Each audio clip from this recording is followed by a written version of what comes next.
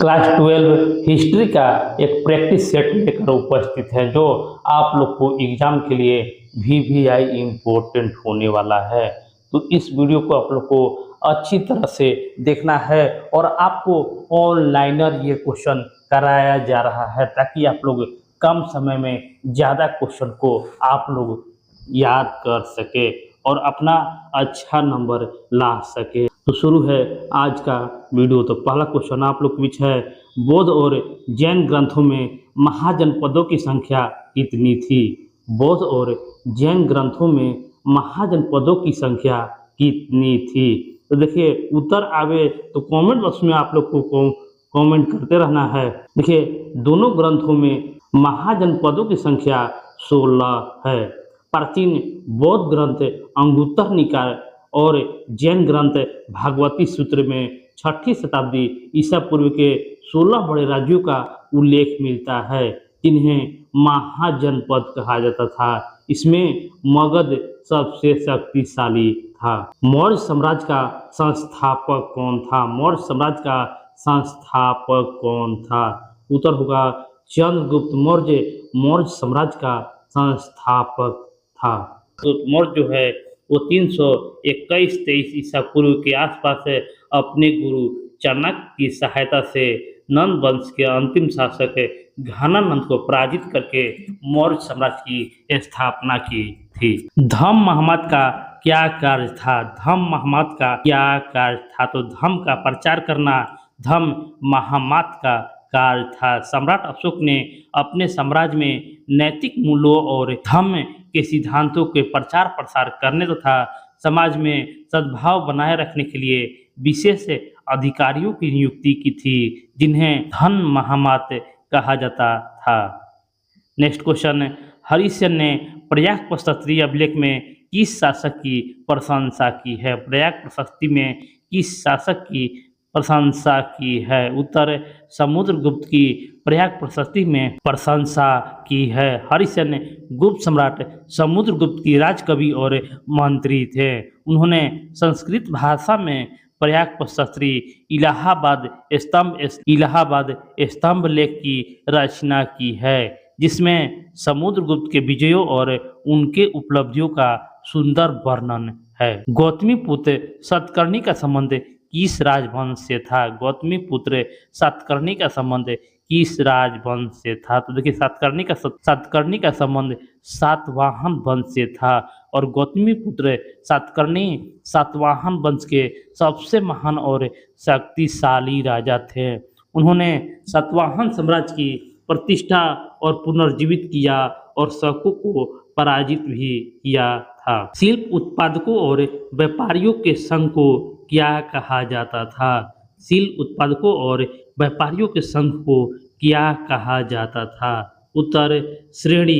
प्राचीन भारत में शिल्पकारों, कारीगरों और व्यापारियों ने अपने हितों की रक्षा के लिए सुचारू संचालन के लिए संगठनों का निर्माण किया था जिन्हें श्रेणी कहा जाता था। उज्जैनी किस महाजनपद की राजधानी थी? उज्जैनी किस महाजनपद की राजधानी थी? तो उज्जैनी जो थी अवंती की राजधानी थी और इसके दो राजधानियाँ थी। उत्तरी भाग की राजधानी उज्जैनी और दक्षिणी भाग की राजधानी को महासमती कहा जाता था।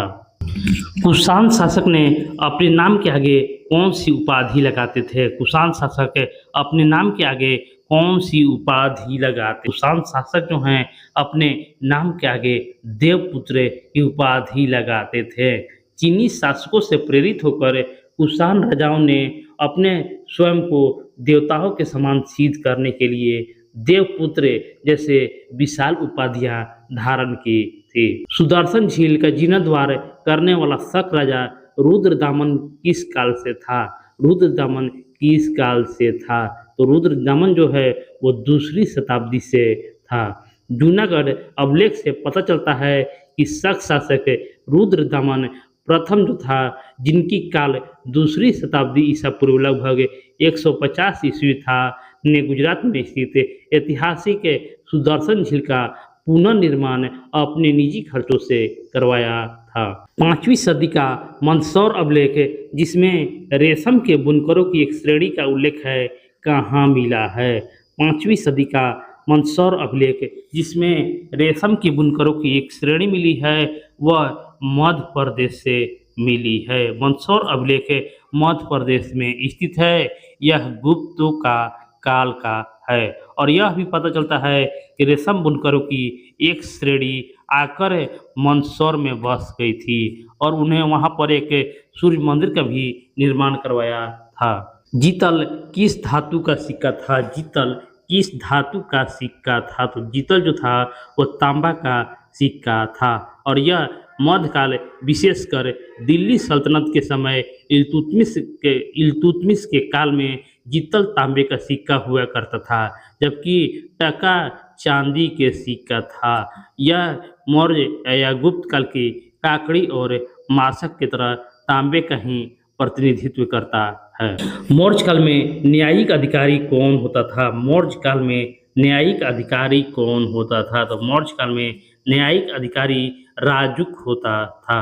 सम्राट अशोक के समय राजुक नामक अधिकारियों की नियुक्ति की गई थी। शुरुआत में वे भूमि पैमाइश और राजस्व से जुड़े थे, लेकिन बाद में अशोक ने उन्हें न्यायिक और दंड देने के अधिकार भी सौंप दिए थे। पन्न किस धातु का सिक्का था? पन्न किस धातु का सिक्का था? तो पन्न जो था वो चांदी धातु का सिक्का था। मौर्य काल का मुख्य राजकीय और मानक सिक्का पन्न था जो चांदी का बना होता था।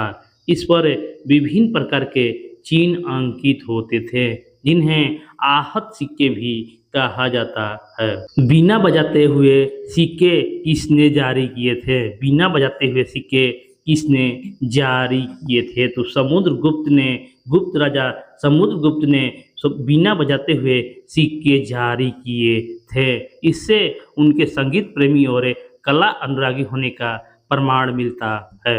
कौटिल्य ने किस ग्रंथ की रचना की थी? कौटिल्य ने किस ग्रंथ की रचना की थी? तो चंद्रगुप्त मौर्य के प्रधानमंत्री गुरु कौटिल्य ने अर्थशास्त्र की रचना की थी और जिन्हें चाणक्य और विष्णुगुप्त भी कहा जाता है। अर्थशास्त्र एक नामक सुप्रसिद्ध ग्रंथ लिखा और यह पुस्तक मुख्य रूप से राजनीति, राज्य व्यवस्था और अर्थनीति पर आधारित था। मुद्रा राक्षस किसकी रचना है? मुद्रा राक्षस किसकी रचना है? तो मुद्रा राक्षस विशाख दत्त की रचना है। इस ग्रंथ में मौर्य वंश की स्थापना और चंद्रगुप्त मौर्य द्वारा नंद वंश के विनाश की कहानी का पता चलता है। किस ग्रंथ में 16 महाजनपद का उल्लेख मिलता है? किस ग्रंथ में 16 महाजनपद का उल्लेख मिलता है? तो अंगुत्तर निकाय और भगवती सूत्र दोनों में 16 महाजनपद का उल्लेख मिलता है। कौशल महाजनपद किस नदी के किनारे स्थित था? कौशल महाजनपद किस नदी के किनारे स्थित था? तो कौशल जो था वो सरयू नदी के किनारे स्थित था और सरयू नदी उत्तर प्रदेश अयोध्या क्षेत्र में स्थित था। सरयू नदी इस महाजनपद को 2 भागों में विभाजित करती है। उत्तरी कौशल जिसकी राजधानी श्रावस्ती थी और दक्षिणी कौशल जिसका राजधानी कुशावती थी। इंद्रप्रस्थ किस महाजनपद की राजधानी थी? इंद्रप्रस्थ किस महाजनपद की राजधानी थी? तो इंद्रप्रस्थ जो है कुरु की राजधानी थी और कुरु महाजनपद जो है आधुनिक दिल्ली, मेरठ और थानेसर के क्षेत्र में फैला हुआ था और इसकी प्रसिद्ध राजधानी इंद्रप्रस्थ थी। इसका महाभारत में भी प्रमुखता से उल्लेख है। अशोक के अभिलेख किस भाषा में है? अशोक के अभिलेख किस भाषा में है? तो अशोक का अभिलेख प्राकृतिक भाषा में लिखे गए हैं ताकि आम लोगों से आसानी से समझ सके।